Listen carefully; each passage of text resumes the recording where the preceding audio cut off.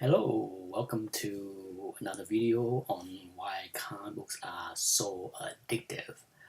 I debated for a little bit on whether to talk about this topic under my why comic books are so addictive or under my rambling about movies because it's more about movies than comic books, but in the end I think they both ties in, so I put it under this thing. One thing about comic books that came out of being so addictive to many of us is that because we are so addicted to them, we are very passionate about them. Okay, we see it's nothing bad. We see this across many other things from sports to music to movies. Often, when one is passionate about something, it's easy to get very emotional, get attached to certain things, and then it's also easy to get offended, annoyed, or angry when somebody do something to what you love, or change something to what you love, or insult something that you love. Okay, so that's as I get older, I learn to slowly walk away from these kind of debates because it's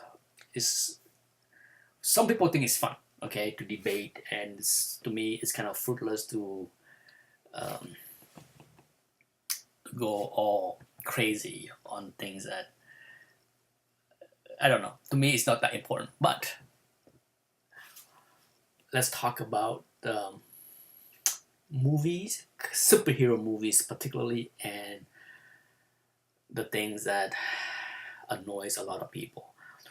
One of the one of the most common thing that I heard, read, and debate over the past 10 years has been the thought that Marvel, Fox, and Sony should return the right, should give back. Okay, that's a specific term. Should return, give back the right to Fantastic Four, Silver Surfer, even the X-Men before the last two movies.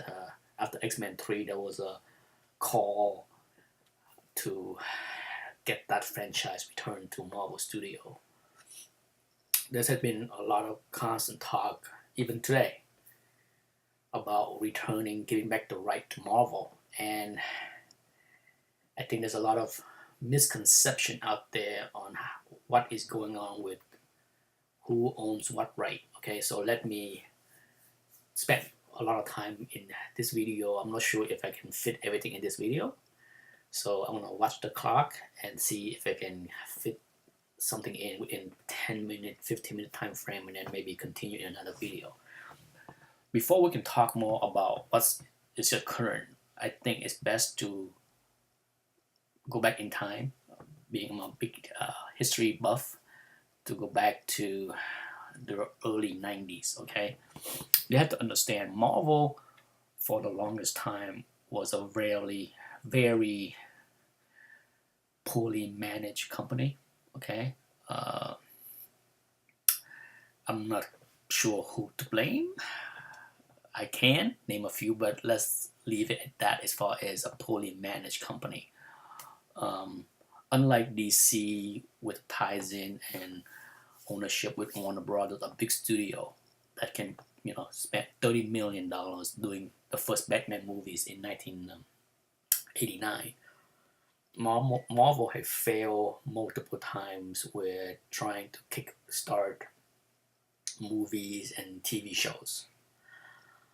And if you look at the bubbles, the comic book bubbles of the 90s hurt everybody, including Marvel. If you go back and study history, I remember very well because at this time, I follow Marvel stock very closely because I figure I might want to own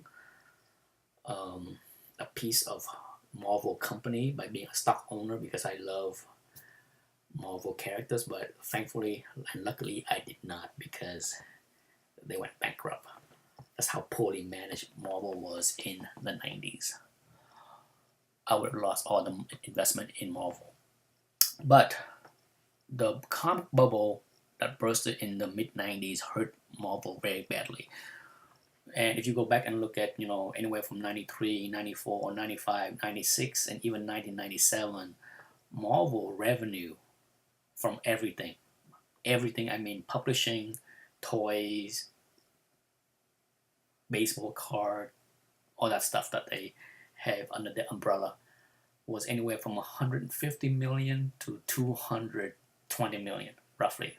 The peak year was like 220 millions, and the low year was like 152 million. So over the 4 or 5 years span, they were actually losing money in many of those years. Okay, they were not even turning a profit. So to get even anyone to, well, for Marvel to even consider making movies,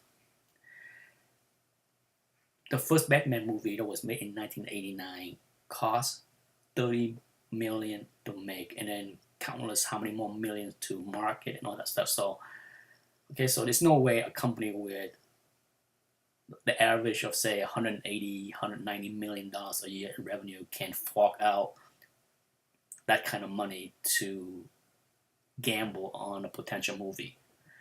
By the early 90s, the third installment of Batman cost over 100 million. Okay, so the rapid rise in cost of movie making already took place by the early 90s with Batman 2, Batman 3, and then that crazy Batman movie with Robin and Arnold Schwarzenegger. That thing cost something like 125 million or something like that. So it is just impossible for Marvel to make their own movies. Okay, so for those that pay attention to many of the movies from Blade, which is the very first property that Marvel was able to license out there. I could be wrong, but over the years, I think I read somewhere crazy that Marvel basically gave that right to that movie for something like 25,000. Okay, this is 1997. The movie came out in 1998, but I think the deal was struck sometime in late 1996 and early 1997. So in order, you had to put yourself in a position where, for Marvel to try to get the major studios to take a risk in making the movies for them, they had to like throw out some candies, right? So Blade was an easy C-level character that they can give a shot. Let's see what happened, right? If it failed, who cares? It's Blade. Surprisingly, the movie worked. It did great. Great enough that Blade 2 went in production as soon as possible. But during those early years, Marvel didn't have the clout to negotiate the best possible deal they could. They could even bankroll like a partnership where they can say, okay, Sony, if you want to make Spider-Man movie, let's go in 50-50. They couldn't even do that. So they worked out deals with Sony and Fox for, the X-Men franchise, the Daredevil, the Fantastic Four.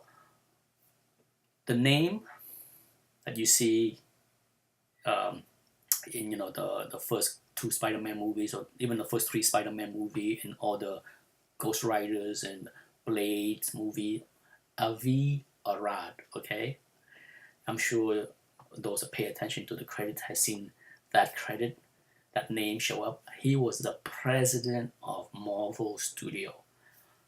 I'm not sure he is the one to blame.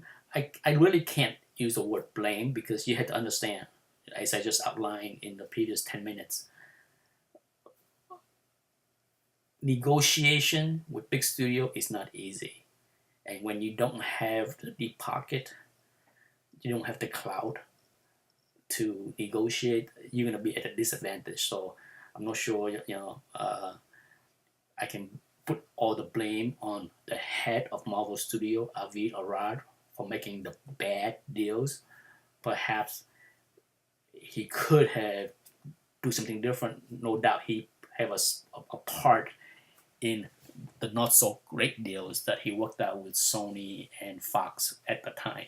At the time, and I think I'm not versed in the contract between the two, so I can't say um, what the contract entail. But as of right now, there is no way that Sony or Fox would give back or return those rights, because as bad as X-Men 3 was, it was the top two profitable movies as far as X-Men for Fox. So they are making money. Okay, they are making money hands over fist with the 5 X-Men movies so far and a 2 Wolverine movie, as well as a Deadpool movie that's in the work and the next X-Men movie. So they have many movies. And then when you look at the Fantastic Four franchise, once again, as poorly as those 2 movies were, they did not lose money. Okay, if it was not worth pursuing, the studio would kick it aside, just like Daredevil. Okay, they gave that up, and after 10 years of dormant, that rights returned to Marvel, thankfully. Okay, so it's just like Ghost Rider, it will be returned to Marvel, or if not already. Okay, and same can be said with perhaps Elektra. The Elektra movie bombed. That's it. They lost money. So once again, for the studio to give up pursuing making making more movies and money with somebody like the Fantastic Four franchise, that next movie must bomb badly and cost them hundreds of millions. If that's the case, then maybe they will throw up their hands and say, forget it. We're not going to waste time rebooting this franchise. And then maybe 10 years from now, the rights will be returned to Marvel and Disney. We can only hope. Okay, so but that is the only scenario. But outright, I can't see Fox ever returning X-Men at this stage, regardless of how poorly those movies can be in the future. All of that being said, if Marvel want those characters back in the fold, I am a firm believer that they can buy those rights back. Okay, you have to understand when it comes down to it, it's about money. Okay, it's about money. It's as simple as that. Just like George Lucas. Okay, George Lucas is a very wealthy person. I'm not sure how wealthy he was, but I'm pretty sure he's extremely wealthy, and he has been content in not making any more Star Wars movies. Okay, he's content in just producing games, license his stuff to Lego to make all those games and toys and the cartoons, but that's about it. But then when Disney approached him with $4 billion, guess what? Not a problem. You can have it. So if Marvel was to, go to Fox tomorrow and say, here is $1 billion, okay? A large sum where it would take you at least five successful Fast and Fantastic Four movie to recoup, to make that kind of profit, $1 billion. You can just give us the right back. I'm sure that can happen. But for now, Marvel and Disney are so rich with so many different things, and they proved that with Guardian of the Galaxy. They don't need A-list characters to make successful franchise. So between the next 8 or 10 Marvel movies that they slated with, Black Panther, Captain Marvel, and countless sequels of the other characters, Doctor Strange, and then the next, and then with Star Wars, they have, between those two franchises, Disney have a dozen to 15 films lined up in the next decade. They have their hands full. So as much as they would love to have Fantastic Four and X-Men and Silver Surfer and Galactus and all that back into the fold, they don't need it, okay? Ultimately, they do not need. Disney does not need those properties right now because, like I said, they have a handful. And we're just going to have to live with the fact that as long as the other studio keep making money on those properties, they are not giving it back. Okay? It will cost money. So, maybe in 10 or 15 years when Disney ran out of options and finished milking the Star Wars franchise, then perhaps they will come back with a few billion in their pockets and make a deal to get Fantastic Four back in the fold. But that's it for now. Us passionate comic friends and fans just need to deal with the reality. Okay, that's it. I see that I run for about 16 minutes, so thankfully I fit everything in one video instead of trying to break it up. Anyhow, thanks for watching.